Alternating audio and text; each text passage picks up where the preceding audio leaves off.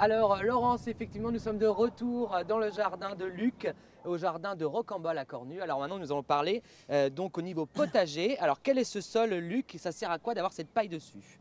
Alors le sol on ne le voit pas là justement. Hein. C'est vrai, pardon.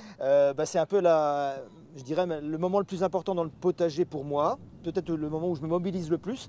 C'est le moment où tout l'ensemble du potager, au fur et à mesure que les cultures s'en vont, en automne, en hiver, voire il y en a quelques-unes qui restent comme les poireaux, je laisse les déchets de culture sur place. Directement je ne fabrique pas de compost à l'extérieur. Donc le compost se fait directement sur le sol. Oui, on peut dire ça. Compostage de surface, tout ce qui est vert, tout ce qui est bourré d'azote et qui est appétant pour les petites bêtes et tout ça, et les micro-organismes, c'est les déchets verts d'abord. S'il y a des fleurs autour, je les mets avec. Je travaille en local, tu vois. Je travaille vraiment en local, là, à prendre vraiment ce qu'il y a autour pour mettre là. Et ça fait cette sorte de mélasse sucrée azotée que je laisse au sol. Et dessus, après, je mets un gros paillage carboné, comme ça, comme on dit. C'est-à-dire carboné, soit de la paille, parce que je peux en avoir en bio par un collègue à côté, soit du foin, c'est un produit vachement intéressant, soit des feuilles mortes. D'accord. Et épais comme ça. Okay. Trois rôles à ce paillage-là, c'est important de le dire quand même. Protection du sol contre le matraquage d'hiver avec le climat. Okay. Pluie, grêle, tout ça qui abîme forcément un sol nu l'hiver. Deuxième chose, on garde un petit peu la chaleur de l'été parce qu'on a mis une sorte de paillage thermique si tu veux. D'accord. Et troisièmement, zéro mauvaise herbe en tout démarrage de printemps parce que ça couvre complètement. Tranquille, il n'y a pas de boulot à faire au On printemps. occulte complètement la végétation. Alors on arrive à l'étape 2 qui est ce sol-là.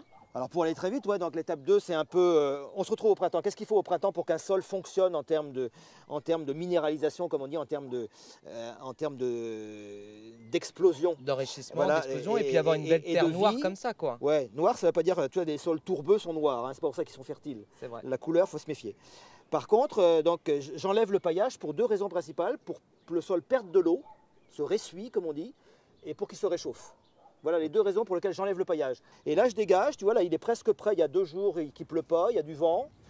C'est presque... Ce que j'allais dire, il n'y a pas beaucoup de travail à faire, là. La terre est pratiquement déjà... Le sol, il se défait pratiquement. Il est encore un tout petit peu humide. Okay. J'attends une journée comme ça, sans pluie. Je travaille au croc sur ça. Okay. Jamais un labour bêchage.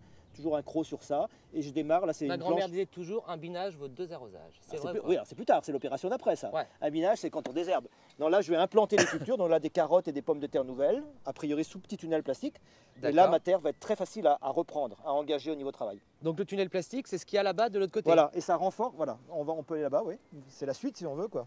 Okay. Toutes mes cultures de printemps, là, je suis sur un bloc de rotation printemps. C'est-à-dire que groupés dans cette partie du jardin, les 15 planches qui sont là sont prévues pour des cultures de printemps. Donc là, je t'ai parlé des carottes nouvelles, mais on a démarré déjà des cultures avant les carottes nouvelles, parce qu'on peut démarrer fin février, début mars.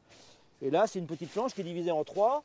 Alors là, c'est quoi? Voilà, donc là, il y a les premières laitues Batavia de printemps que j'ai installées là, tu vois. Un peu de ferramol au pied, qui est un lentilimace bio que j'utilise à bon escient. Là, j'ai mis en voilà. Et qu'on met en général 2 ou 3 jours avant de planter, parce que c'est un mode d'action qui est différent de l'antilimace qu'on met avant. Ah bah ça, je savais pas, d'accord. Donc avant de planter, on met déjà l'antilimace. Ouais, pour que les petites bêtes, les petites limaces ou escargots viennent bouffer ça. Et en général, elles arrêtent de s'alimenter et retournent dans le sol. Okay. Si tu mets ça en même temps que la salade, il y a le risque qu'elles bouffent de la salade et qu'elles bouffent du produit. Alors, donc astuce, on met l'antilimace avant de semer, comme ça on est tranquille. Ah bah pour le ferramol, pour ce produit-là qui est le seul autorisé en bio maintenant. Alors Laurence, je vous dis à tout à l'heure et on va découvrir encore une autre partie de ce merveilleux jardin que Luc est en train de nous faire partager. À tout à l'heure.